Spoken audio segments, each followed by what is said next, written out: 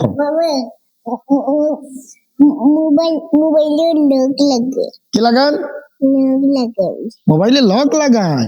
ও আচ্ছা আচ্ছা। Okay viewers, এই শুনলাম তো, বাচ্চা শিখিয়ে বললো, ছেলেটা এসে বলতেছে মোবাইলে লক লাগানো এবং সে অ্যাক্সেস নিতে যাচ্ছে। খুব ভালো।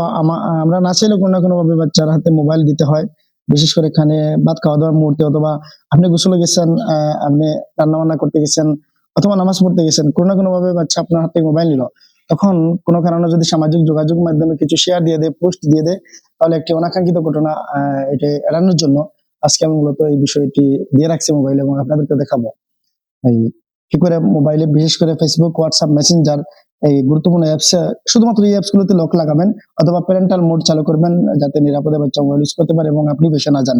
আমি কিন্তু এই লক লাগানো এই মুহূর্তে স্ক্রিনে দেখাবো না, দেখাইলে পরে ও লক খোলা শিখে ফেলবে।